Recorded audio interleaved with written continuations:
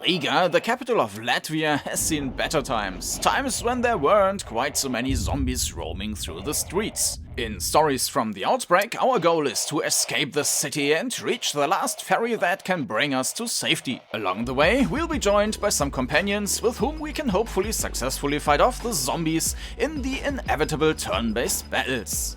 You think the setting of Latvia sounds a bit special? Well, I guess the developer Coldwild Games chose the setting because, well, they are from Latvia.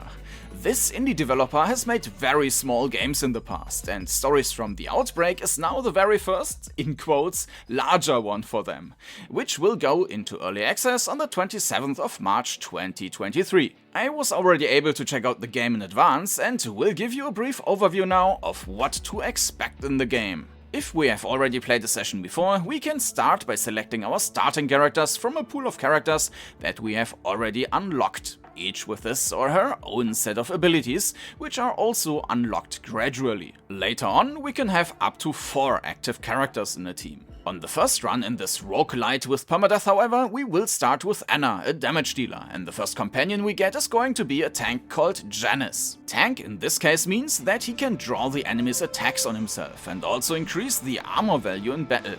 Armor always takes damage first, and only when it's down to 0 you are going to lose health points. And while health points do not regenerate automatically, the armor will be back at the full amount in the next battle. After the tutorial section, we are looking at a map of Riga and can plan which paths we are going to take to get to the other side of the first sector, and which intersections we will visit along the way. The symbols indicate what we can expect in these. Skulls are battles and almost everything else are events, but we can already see, for example, whether we have a chance to get some food or fuel at the end of the event. At the end of each of the 3 city sections there is a boss fight, and just before that we will find a place to rest. However, we have to rest there.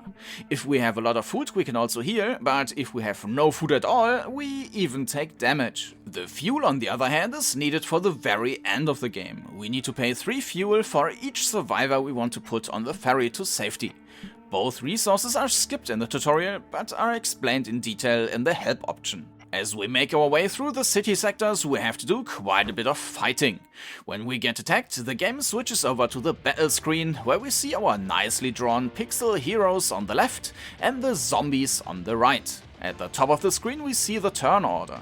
Each action that we and the enemy take has a cooldown, but not just a cooldown for that action, but for the whole character. So a short buff might keep the character busy for 15 time units, a strong attack might take the character 30 time units. This is also conveniently previewed on the turn order display.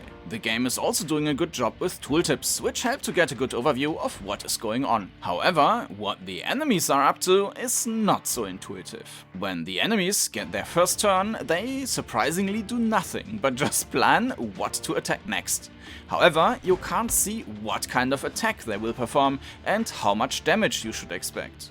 I would have liked to see more info in that regard. Currently you can only guess what a new enemy can do by looking at their description.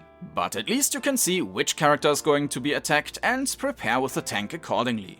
Focus is a somewhat unusual combat mechanic in the game. Most attacks your characters or the enemies do grant them 1 point of focus, which is then increasing the damage for every following attack. But in addition, each 4 points of focus will also allow you to trigger 1 of 3 character-specific special abilities. Due to the variety of the different abilities and also the positioning of the enemies, where enemies in the front row might protect those in the back row from melee attacks, there is definitely some need for tactical thinking, which you also need to adjust over and over. This is not just because of the new enemies you're going to encounter, but also due to unlocking new abilities and improving old abilities on your party members.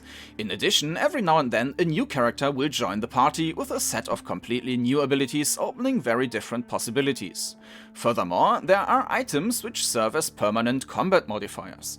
For example, an item might cause range attacks to do significant extra damage. And this variety can also keep the game interesting for a few runs. In the release version, which is coming after at least 3 months of early access, there will be more story, additional events, quests and interactions with the characters, and more maps. While the developers mention that a single successful run will take about 90 minutes, I would say about 3 hours are far more realistic. For my run, where I only skimmed through the texts, I needed even longer than these 3 hours. While you can also leave the game and continue later, you can't save freely.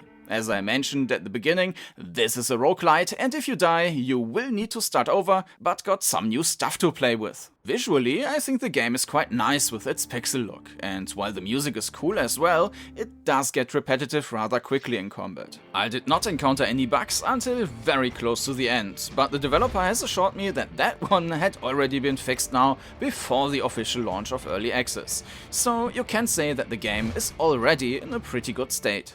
So much of stories from the Outbreak. If this short overview was of any help to you, then feel free to leave a like or subscribe to the channel. If you're interested in the game, then check it out on Steam. You will find a link down in the video description. Even wishlisting will help the developer.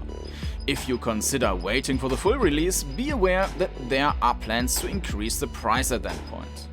Thank you for watching, and in case you check out the game, I wish you the best of luck on your journeys through Riga.